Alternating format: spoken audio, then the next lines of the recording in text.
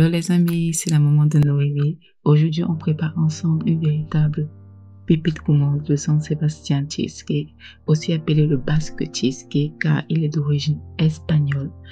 Ce cheesecake est ultra crémeux à l'intérieur et sa surface est légèrement caramélisée. Restez jusqu'à la fin pour découvrir la recette. D'accord? C'est parti.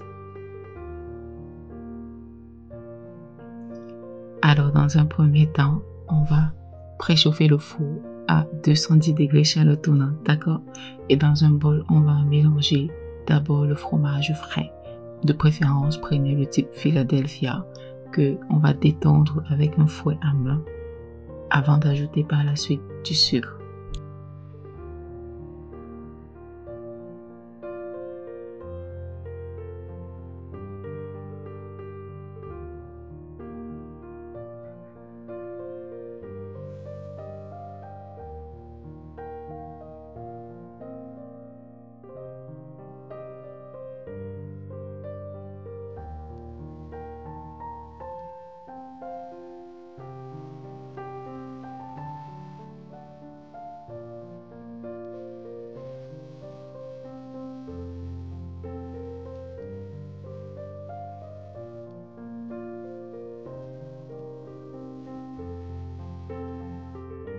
Alors, je sais pas ce qui m'a pris de réaliser ce cheesecake à la main, mais franchement, je vous aime trop. C'était pour vous montrer en fait que c'est possible de faire à la main avec un fouet à main, d'accord? Et là, il faut franchement avoir de la force au bras parce que voilà, pour la quantité.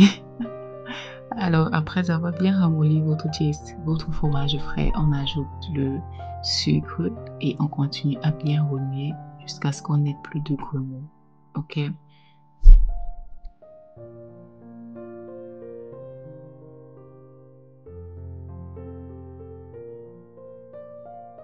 Après avoir bien mélangé le fromage et le sucre, on va ajouter de l'extrait de vanille et bien remuer et encore. Et n'hésitez pas vraiment à l'aide de votre spatule de racler le bord de votre bol pour que le mélange soit uniforme. Par la suite, on va ajouter les œufs et s'il vous plaît, on ajoute un œuf après l'autre. Donc, on ajoute un œuf, on mélange bien. Dès qu'il est bien incorporé dans la crème, on ajoute le second. D'accord?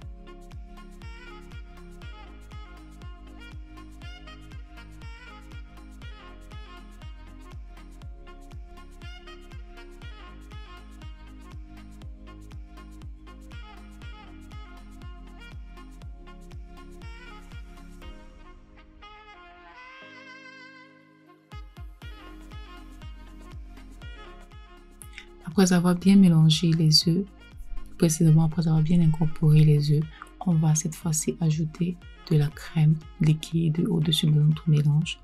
Et par la suite, en dernière étape, on va tamiser par-dessus notre mélange, notre maïzena ou notre farine. Mais pour le coup, j'ai utilisé de la maïzena.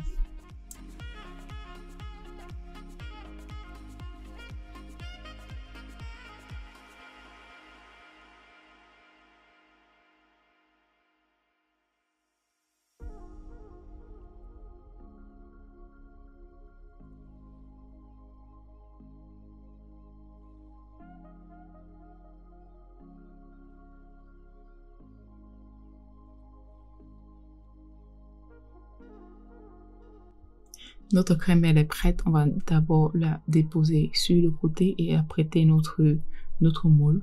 Pour le coup, j'ai utilisé un moule de 20 cm de diamètre et environ 10 cm de hauteur. Voilà. Donc là, je froisse d'abord un papier sulfurique que je vais essayer de bien répartir dans mon moule parce que je veux absolument pas que ma crème déborde. Mais vu que le papier sulfurique n'est pas assez grand, parce que j'avais peur, parce que c'est la première fois que j'essayais cette recette, j'ai décidé d'utiliser deux papiers sulfuriques, d'accord, pour facilement l'incorporer, pour qu'elle puisse obéir au moule. Voilà, froissez d'abord à la main comme j'ai fait et après vous pouvez facilement le plier dans le moule. Par la suite, j'essaye de découper le reste de papier sulfurique qui déborde légèrement, mais c'est pas grave parce que justement il faut qu'il déborde parce que lors de la cuisson de la pâte, celle-ci va doubler de volume, donc elle va bien monter et il ne faut pas qu'elle déborde, d'accord. Dès que le moule est bien prêt, on va verser notre crème dans le moule et l'enfourner pendant environ 40 à 45 minutes. Pour ma part, je l'ai enfourné pendant 40 minutes parce que si vous voulez que le milieu de votre crème soit crémeux, alors vous devez l'enfourner. Elle ne doit pas rester très longtemps au four. Plus elle reste longtemps au four, plus elle devient un peu trop dure à l'intérieur. Mais moins elle reste longtemps, plus elle est crémeuse, d'accord. Et à l'aide d'une spatule, j'essaye de retirer le maximum de bulles qui est encore au-dessus de ma crème.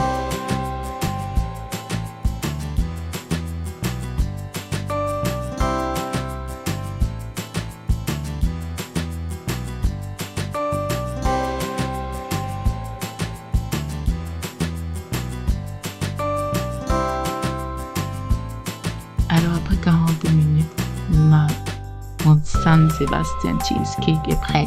Vous avez vu comment la danse que ça fait au milieu. Quand ça danse là au milieu, c'est qu'elle est parfaite, d'accord. Je laisse reposer pendant toute une nuit. Vous pouvez laisser reposer pendant 4 heures ou bien toute la nuit. Donc de préférence, il est recommandé de laisser reposer le cheesecake toute la nuit au réfrigérateur, bien évidemment, quand celle-ci est déjà refroidie. Là, je vous montre le résultat. C'est tout à fait normal qu'elle soit caramélisée au-dessus. C'est le but. Mais à l'intérieur, je ne vous dis pas, il est crémeux à l'intérieur. C'est trop doux. Donc, si vous testez cette recette, si jamais vous aimez beaucoup le sucre, voilà, vous augmentez la quantité de sucre. Mais sinon, elle est parfaite comme ça. Regardez-moi la texture. J'espère que vous avez aimé la vidéo jusqu'ici. Merci de l'avoir regardé. Abonnez-vous. Partagez cette recette afin que tout le monde puisse la tester. Laissez-moi un commentaire, ça aide à l'algorithme de YouTube de pouvoir partager aussi nos vidéos à d'autres personnes. On se dit à la prochaine vidéo.